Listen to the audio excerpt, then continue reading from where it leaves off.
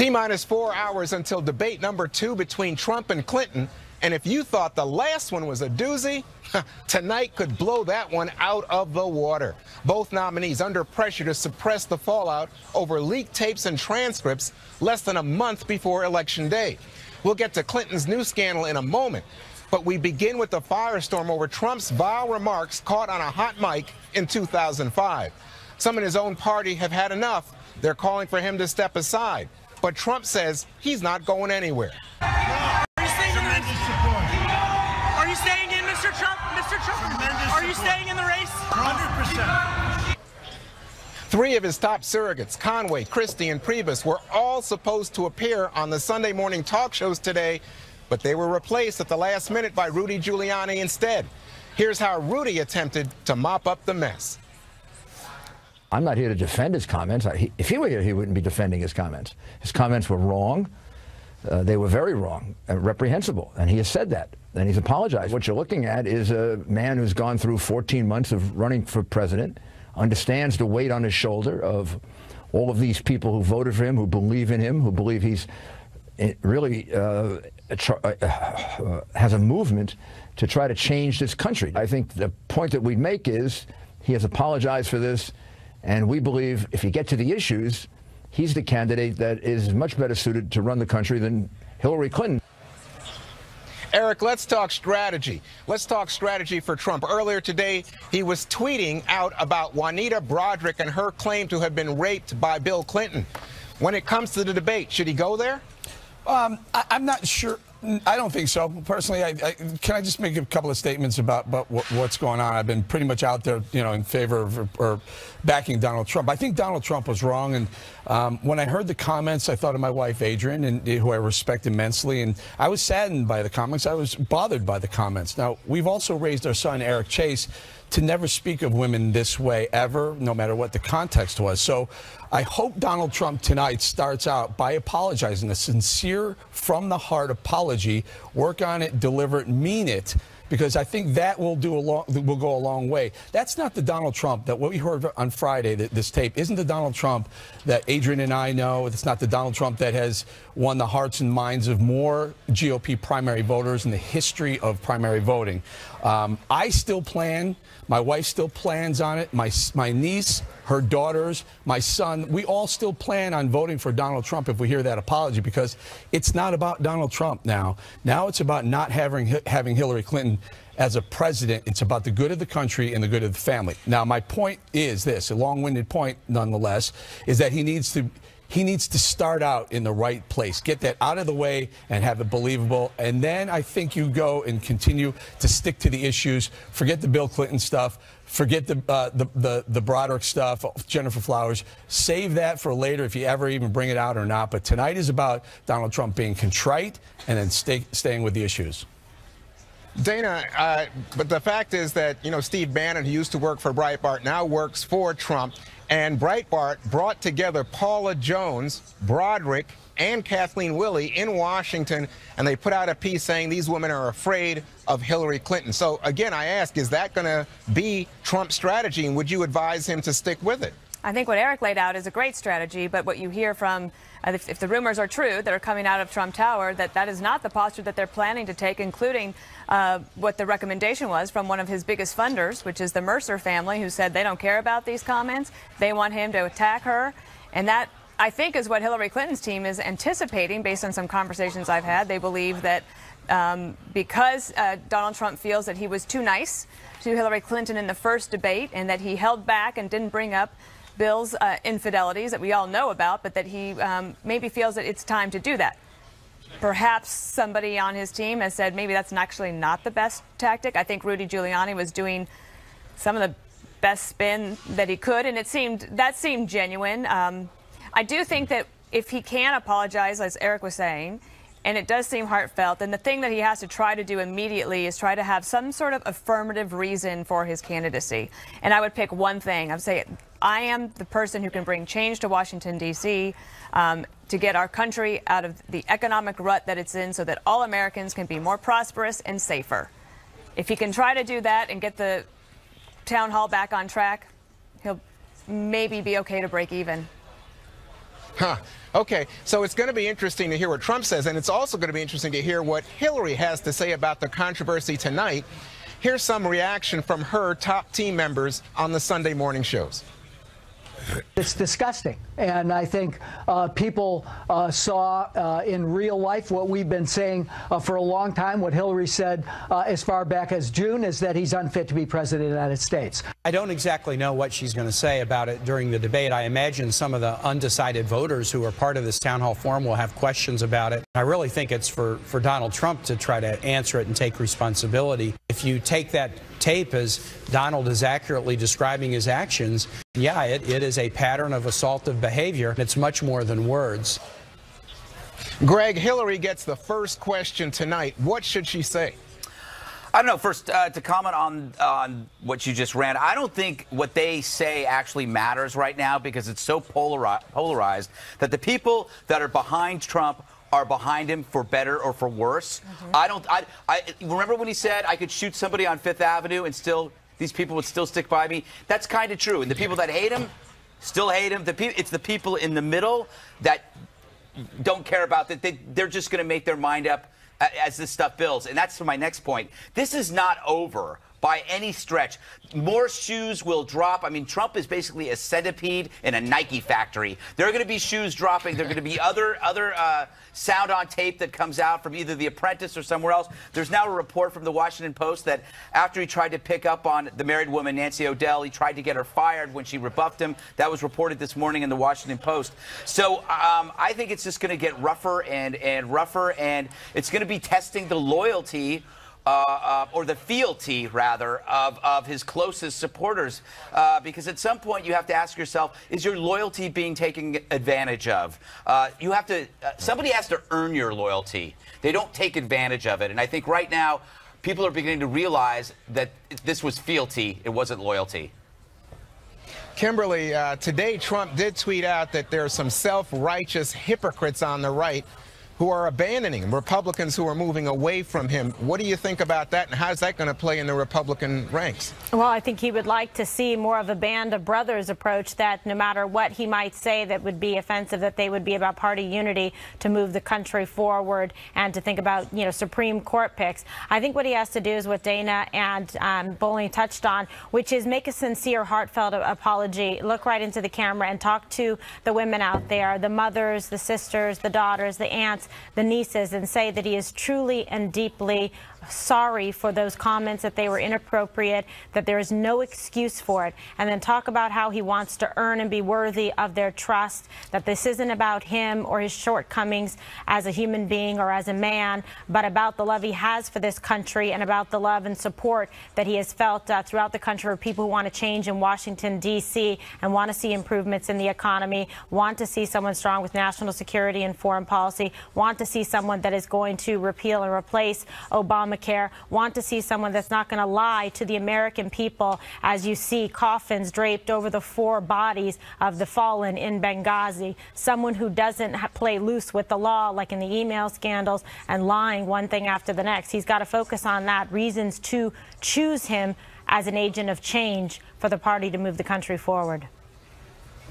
Geraldo, you know, lots of talk today about this being a tipping point, but the question is why? Because Trump has said outrageous things before, he's defamed people before, but seems like the Republican Party, the establishment, so many of them now saying, this was it. I can't, you know, it's a nail in the coffin. I got to move on. Why this, Geraldo? A couple of quick points. One, Greg is absolutely right. I've interviewed Trump many times, been with him many times. There's tape that I have. Craig, my brother and I have just been starting to go through the tapes now, and there are some statements that in the context of the current climate would be, I think, would be embarrassing. Now, one thing that has to be pointed out is the day after the first debate, Donald Trump's candidacy itself was on life support. This was an existential moment. He was already looking up from a deficit. He was at least a 4-to-1 shot. Following the release of that tape on Friday, I think that you're almost flatlining. He needs a miracle tonight. He is so far behind. that I think, of course, he has to start with the apology first to his wife, to his daughters, to the wives and daughters of America and all the rest of it. And then he's got to do what Kimberly said. He's got to hit that laundry list and hope that some of it sticks. And then as she attacks him as being a disgusting lowlife or, you know, whatever she says, he's going to have to then get as gutterish as you possibly can. He's going to be hitting low blows. Juanita Broderick from 1978. You know, is Hillary going to have to say, wait, she waited 20 years to tell the authorities that she had been raped, and she was, reneging on a signed affidavit in which he said the event never happened, and all the rest of it. Is that what we're going to see tonight? Maybe, because I don't know how else he fights his way out of this hole. Wow, this is going to be something. Hillary Clinton's grappling herself with a new controversy after WikiLeaks published excerpts from her speeches to Wall Street, speeches that the secretary had refused to release. What did they reveal, and how damaging will they be for the Democratic nominee? That's next. What did Hillary Clinton tell the bankers in private during her big money speeches to Wall Street? A lot of people wanted to know, especially her former rival, Bernie Sanders. Now we know why the secretary didn't want those transcripts released. We have excerpts from some of those speeches after WikiLeaks published emails from the hacked account of Clinton's campaign chair, John Podesta. In one, Hillary admits she lives a charmed life, out of touch with the struggles of the middle class. She says, quote, "And now, obviously, I'm kind of far removed because of the life I've lived and the economic, fortunes that my husband and I now enjoy, but I haven't forgotten it." Another excerpt proves she says one thing to you and something else behind closed doors. She says, quote, "If everybody's watching, all of the backroom discussions and the deals, then, people get a little nervous. So, to say the least, you need a both public and a private position." The Clinton camp, of course, tried to put a spin on all of it today. I don't think we can dignify documents dumped by WikiLeaks and just assume that they're all accurate and true. Anybody who hacks in to get documents is completely capable of manipulating them. This should be of concern to everyone that the Russians are trying to influence our election. She said all throughout this campaign she will crack down on Wall Street. She said it there's nothing that she hasn't said in private that she doesn't say in public. All right, we'll go back to Juan. Now, Juan, some of this WikiLeaks stuff is pretty impressive, pretty important, but it's being overshadowed by the Donald Trump stuff. Your thoughts on Hillary Clinton, the secretary, admitting that she has one public persona and a private one, very different? Well, it's funny to me because I think we've known her for 25-plus years. She's been in public life, and what she actually said to the bankers is pretty consistent. I mean, she's the one who called TPP, the current trade deal, the gold standard, Eric. She's always been a supporter of trade deals, it seems to me. I know she says that she voted against some in the Senate. But the key to me is that if this had come out during the primary contest against Bernie Sanders, it would have given more ammunition, more fuel to Bernie's supporters who say that she is too cozy with Wall Street. It would have been damaging. At the moment, given the Trump problem, I think it gets people see it as somehow overshadowed by what's going on with Trump. And the second thing to say is it just doesn't have the same power. In fact, somebody said to me today, it looks like she's the Republican candidate in the race when you compare her position in terms of Wall Street and trade to Donald Trump. KGB, we do now know that she flip-flopped on trade quite a few times, for it, against it, for it again, and also on immigration. She was calling for open borders in private but not in public. Yeah, in front of a Brazilian bank, she cited that her dream is hemispheric common market with open trade and open borders. And then in front of a Canadian audience, she said that she hoped that the U.S. could model their health care system like the one in Canada. So this is do anything, say anything, like pay for play, two-faced. I mean, she's establishing what we already knew, but I agree. This would have been powerful and pivotal at the time that Bernie Sanders was saying, hey, release your Wall Street speeches. Unfortunately, it fell into a room that, empty people that raced out to go listen to the Trump tape. But he's got to try and bring this up because I think it is significant and shows that you cannot trust her. Then emphasize the theme that he's saying, crooked.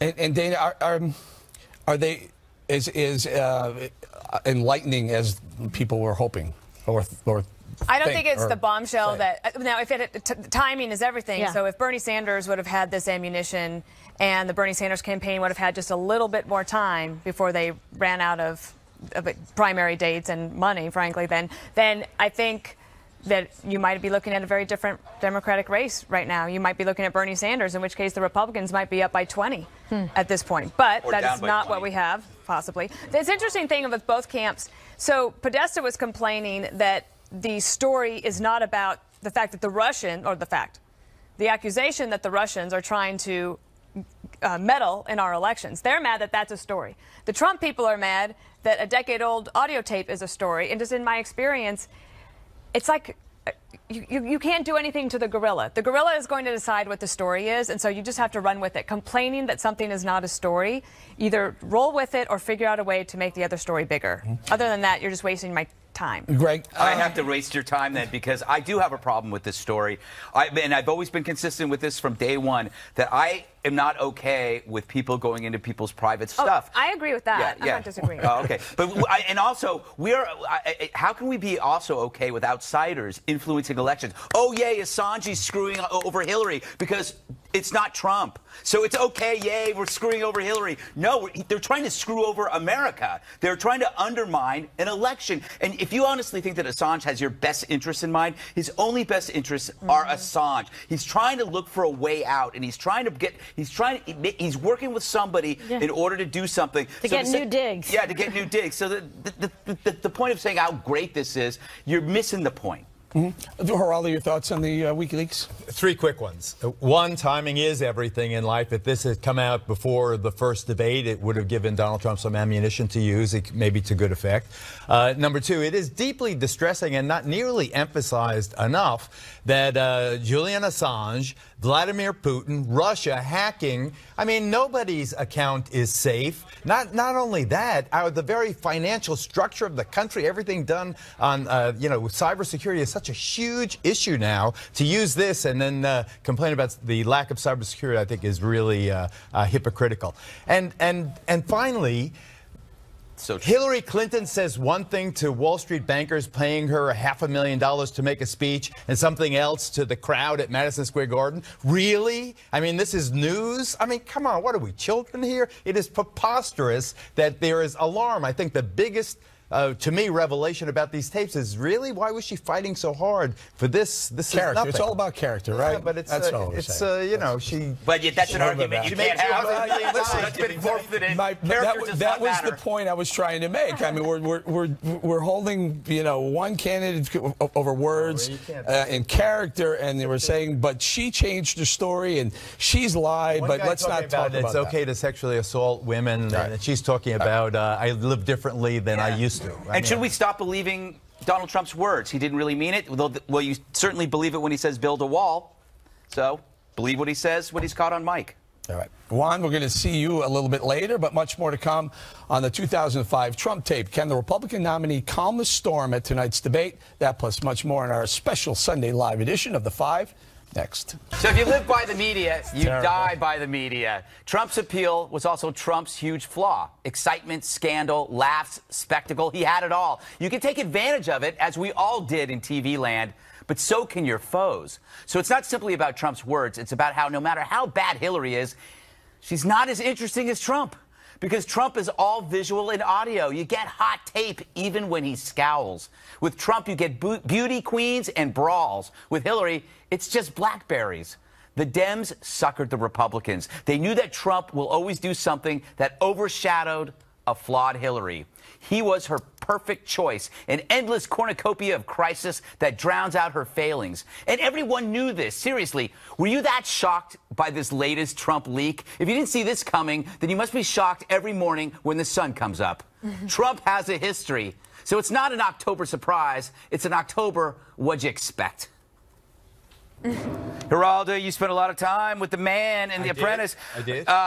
Were you shocked by this? Yeah. Well, he's never used the P word in front of me, I'll say that. And listen, I am myself. In his face. Wait, that's something. We can't say that word here. He never. Well, I would. CNN can do it. I wouldn't do it. Repeatedly. I have an 11-year-old, and she heard enough of it. We watched the opening of Saturday Night Live last night. I wanted to put my hands over her ears. But, she'll be exposed to it, and I think that ultimately will be what defeats him. I mean, if he had any chance at all, is the fact that people will relate to their own children, and this is so far beyond what is normal. But I never saw him come on to any of the beautiful women on the program. I mean, we've elbowed up to many a bar and had the kind of discussions that people of our age have about women. He's in his 3rd marriage. I'm on my 5th. My goodness, how much more checkered can our pasts be? So you're the wrong person to ask. I turned everything around. I've been happily married 13 years and clean and sober in that regard. And I hope he is also. Though. He doesn't drink. Yeah, he doesn't. I've never seen him even have a drink. Maybe that's the problem. Joke. Dana, Trump is the perfect candidate for the Democrats because Hillary had so many flaws. All they needed to do was just wait for him to do something. Remember the story that he called Bill Clinton for advice on whether he should run? And you have to wonder if Bill Clinton was thinking, absolutely, yes, you should run for president. Though I do think they've been very worried about Trump. And let's be honest, this race is between 2 to 3 points. Yeah, okay, that's true. It is within striking distance for the Republican. But now there's additional pressures. And I do think that over the weekend, as you saw, so many Republican elected officials, call them establishment, complain all you want about them. They decided that now was the time to distance. It wasn't when he went after Mexicans or Muslims or the disabled or prisoners of war or Gold Star families. No, it was when they went after white women, black women, Mexican women, Muslim, all women. That's when they decided that they had had enough. And I have to say, and a lot of people are frustrated. They want Republican women, of which I have been my whole life, to stand up and defend Donald Trump and say, no, Hillary Clinton's the bad person here. But I really feel like a lot of Republican stars have been dimmed by this candidacy, partly because they didn't stand up initially. And now they're trying to walk away, and I don't know how they try to fix it. And I think the Republican Party is probably at rock bottom at this moment. Eric, how do you... I noticed your song. It's over. Very, very Great Boss Gags, classic song. And Geraldo's declared it. It's over as well. Can I just point something out? Hillary's FBI transcripts were released. Trump's Miss America comment. Hillary's fainting spells. Trump's taxes. Hillary's WikiLeaks Wall Street speeches. Trump's hot mic. That was in the last 30 days. Yes, true. We've got 30 days to go. It's almost like a high-scoring football game. It's not. It's back and forth, and everyone scores. Everyone scores. It's not who has the ball now and who has the ball last, because you're going to put up the last final points. I would just caution. I'm not suggesting it's going one way. I'm simply saying to declare this race over with 30 days left, as many momentum swings as there's been, is a bit premature. Can I just add to the metaphor, which is that the Republicans over the weekend, the RNC, pulled the ground game. There you go. So it's hard to win a football game that way. 11 senators have 11 Republican But it's the senators victory money and the ground game issue that's a problem. Although those Six governors senators were never going to vote for him anyway. They were never. John McCain seemed to go. Oh, you think? But you know, it's like if you rag on those guys for pulling out, it's like ragging on one of the sailors who saw the iceberg approaching the Titanic. It wasn't their fault that they were pointing it out. John Thune, the chairman of the conference. Yeah. Kimberly, thoughts? Yes, prayers? many thoughts and prayers. Yes, for everybody involved here. My goodness. But yeah, when you think about it, it still comes down to choices. Do you want someone who's a lying, corrupt politician who has enriched herself at the expense of the American people and put influence and access? Well, he was never a politician. He didn't work for the people. He worked for himself, but he was not working in the area of public service as a Secretary of State or as a U.S. Senator or with the Clinton Foundation. And my point is, when you look at the level of corruption there in terms of the misuse and abuse of office with respect to being Secretary of State to the Clinton Foundation, there's some serious questions there, and a lack of transparency with the deletion of 30,000 emails saying she never sent anything confidentially. And then you have on the other hand, flawed candidate in Donald Trump, a man who never sought public office till now, and everything and anything is coming out. I think they had this. They waited to release it. It's interesting, all the timing now with the WikiLeaks comes out as well about the email. So, there's a lot to think about, and I think tonight is going to be very important to see how they handle it and how they conduct themselves and what points that they make. But I definitely don't expect that Donald Trump, I think he's going to come hard tonight because he's not going to want the criticisms of the past that he kind of let things slide and opportunities. He's got to point out why she is not the choice despite his inappropriate language. All right. Are there going to be more Alicia Machados tonight from Hillary? Is she going to say, well, what about on June of 2010 you said, and what about on December of 2013? And she could have a half a dozen bombs in her pocket. All right. Trump is livid that many Republican lawmakers have withdrawn their support. Some are even calling for him to get out of the race. He raged about it in a tweet storm this morning. You'll see that next. Welcome back. A 2005 audio tape of Donald Trump making crude remarks about women has prompted some in his party to withdraw their support for their nominee. This morning, Trump thanked those still standing by him, but lashed out at leading Republicans who won't back him anymore in a slew of tweets this morning. So what now for the GOP? Let's bring in Campaign Carl live from St. Louis. Hi, Carl. Hi, Julie. Well, we're Julie. Kimberly. Well, you guys got to tell me who you are. I don't Somebody have give a that monitor man to see. a nap. Red Bull. Yeah, well, Red Bull. at least. You got a mulligan. Go ahead.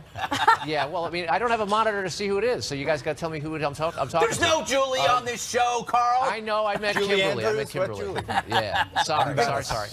What's happening is prep for the debate. Obviously, the Trump campaign has an awful lot to accomplish tonight.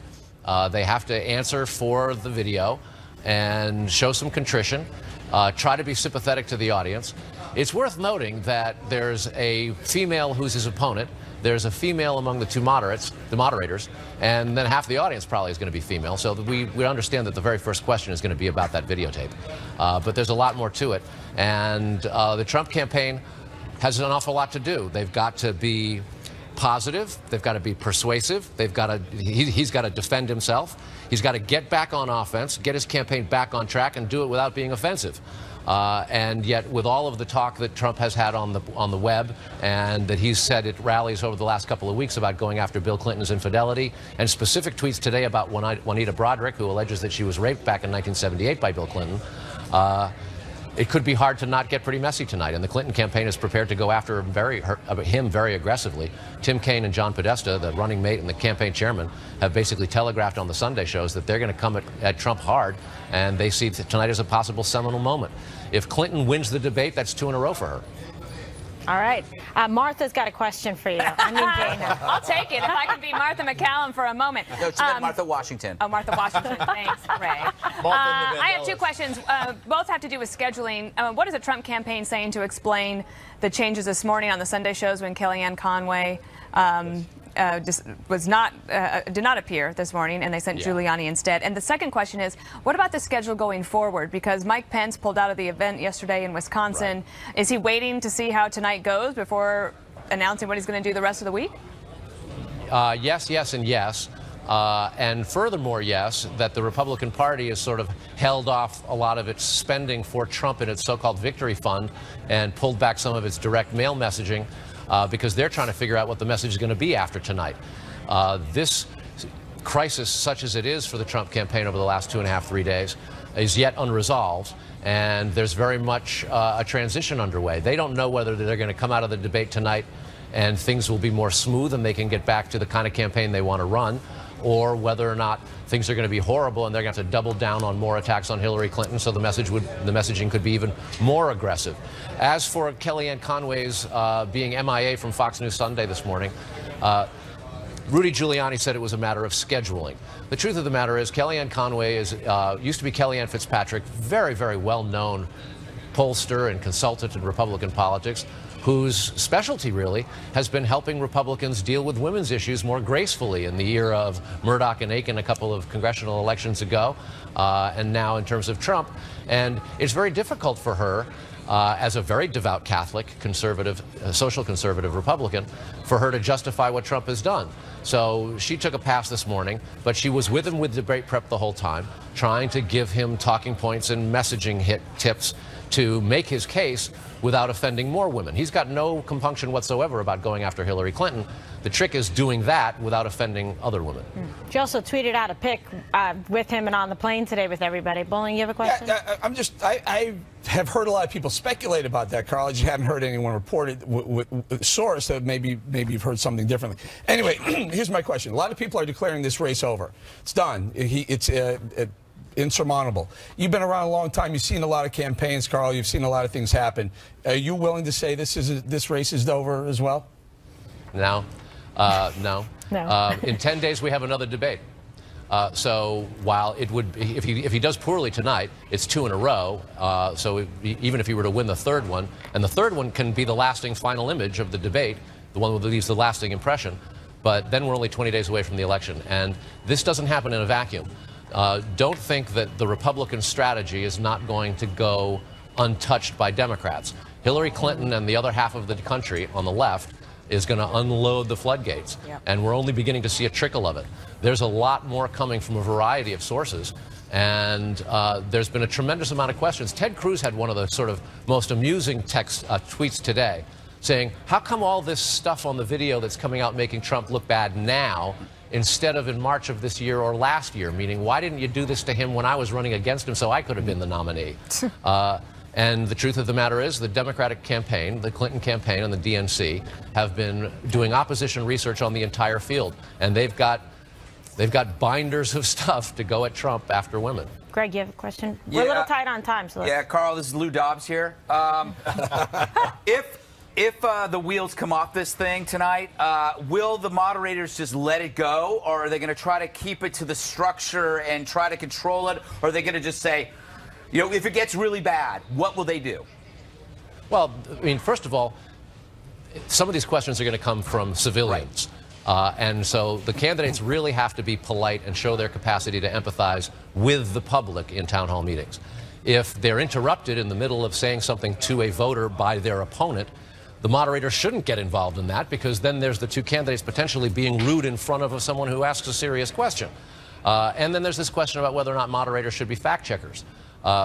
If Donald Trump says something that's not accurate, or Hillary Clinton says something that's not accurate, it ought to be their opponents who call them out on it. And if the opponent chooses not to, that's a pox on the opponent who didn't follow up. The moderators have a very tough job. They never satisfy one half of the country, usually the half that's adhered to the candidate who didn't do as well. All right, Jorge Ramos here. Yeah, I was going to say Jorge Ramos. How funny. I was going to ask you something about Ted Cruz's sleazy endorsement after the guy went after his wife and his dad, but I won't. I will drill that. Billy Bush, Alec Baldwin joked last night on Saturday Night Live, was the one Bush who had an impact on this race. Do you hear anything from the Bush family? Are they gloating? Are they going to lead this insurrection? No. What from them? Nobody on the Republican side is gloating right now. There's a lot of trepidation within the Trump campaign. There's an awful lot of concern with the senior staff about how things go tonight. And Republicans across the country don't want to see Hillary Clinton in the White House. And as a consequence, they're concerned that Donald Trump may be blowing an opportunity by continuing to fight with fellow Republicans. I mean, there's a lot of Republicans who say they're not going to support him anymore and they're leaving him. And one of the things that we're hearing is Trump may trash them tonight. So that's not a sign of confidence. That's a sign of great concern and a lot of work to do. All right. Thank you, Carl. Coming up next, some final predictions and advice for the candidates ahead of tonight's likely epic showdown. Now, Juan's going to join us again for that, so stick around. Final thoughts now in our final moments ahead of Trump versus Clinton round 2. It could be big television. Juan is back with us again from St. Louis. Let's take it around the table. We'll come back to him. Everyone's got about 25 seconds. Kimberly. All right. So I think tonight is it couldn't be more important. I think it's going to be the most significant of the debates, besides the last one, obviously, where that's the most, to stick in the memory of people. But tonight, I think Donald Trump has to give people a reason to choose him over Hillary Clinton. And believe me, there are plenty reasons. Just even lead with one of the top that matters to most conservatives and Republicans, U.S. Supreme Court. All right. Geraldo? I think that is important, but I think Donald Trump in big circles, big written large here is he must create chaos. His only hope is chaos. He's got to have turmoil and hubris and in all that tumult emerge victorious. Interesting. Eric? So watch it on Fox News. Watch this debate. It's going to be massive. If he hits 70 million, that'll be a record. I think we will. For a second debate. Also, if you're not in front of a screen, you can watch Facebook Live on FoxNews.com. We're going to be commenting. We broke a record the first debate. Hope to break the second record. A bunch of us are going to comment live. All right, Greg. I don't know. I'm kind of tired of the argument about where everybody, when you talk about Trump, they go, well, look at Bill Clinton. Comparing your guy to another moral degenerate is not a moral argument. And conservatives never used to make those kinds of arguments for some reason until now. That's interesting. Good point. Thank you. Juan Williams, where are you? You're in St. Louis. Your final thoughts. I'm in St. Louis. Yeah, so where I'm here at WashU, I'm in the spin room, Dana. I think come early. You know what? Don't think that you're going to pop the corn and, get a Coke and come down later. It's the first 5 minutes of this debate that are going to set the tone for what comes after. And I think Donald Trump, he goes second. Hillary speaks first. When she speaks and Donald responds, you're going to know a lot about how this debate turns out. All right, and I'll just add my final thought. I think that one thing to watch is how Donald Trump decides to treat the down ballot Republicans. Yeah. Is he the Republican nominee, or is he Donald Trump running for president on his own? Does he decide to cut them loose and to burn them down? He said before he doesn't care much about keeping a Senate majority. The Senate majority very much wants to stay in Republican hands if you're a Republican, but the Democrats are going to be out in force, and they will tie all of them to Donald Trump. So he has a choice to make tonight, and I'm interested to see how he's going to play that. All right, thanks, Juan. We'll see you back here tomorrow. Don't go away. We've got one more thing up next.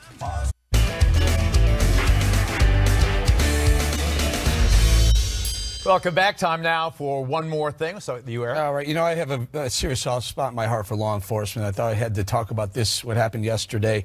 Palm Springs Police Department, 2 officers were gunned down by a guy named John Felix. Leslie Zarebny, she's 27 years old. She had just come back from maternity leave. She has a 4-month-old baby girl. Jose Gilbert Vega, 35-year veteran of the force. He's married. He has had 8 kids. And he was working overtime. Both of them were gunned down by this John Felix guy. There's some sort of domestic dispute that went on. These people are heroes. Law enforcement officers are heroes. In bowling, he was set to retire in December. You know, God bless him. Domestic violence. It was a gang guy who should have been in prison. He'd taken part in an attempted assassination of another gang member. And they had problems with the cops at that same front door. These are people we're letting out of jail. Well, that's the problem. People we're letting out of jail. They're criminal recidivists, and they need to be behind bars. And if you want to think about something that when you watch the debate, figure out which one of these 2 candidates is tougher on crime and better for law enforcement. Fair enough. Kimberly, you have one more thing? And has the support of, yes, of law enforcement. All right, and also to follow in the footsteps about the men and women that serve and put it on the line every single day, never knowing if they're going to go home to their new 4-month-old little girl. A Philadelphia Police Department bike race ended with really a touching moment and surprise for one young lucky boy. So this Saturday, the 2nd Police District's annual bike ride against violence took place at the Roosevelt Mall, and this was in Northwest Philly. So the Peace Ride is meant to promote public safety in the community and deter violence. So what happened was during the 11-mile ride, a couple of the officers noticed a little boy that had a broken bike, didn't have a gear, wasn't working properly. They stopped, they talked to him, and found that he actually didn't even own a bike. And here is them talking to him. You deserve this. Thanks for coming out. Right here. Forward, right? Somebody else. Ready to play it forward. There you go. Nice helmet. Right? They went and bought him a new bike and a helmet, which was very sweet with their own money. God bless them. Good segue to Dana. Okay, so everybody's been working really hard at the Fox News Channel during the debate season.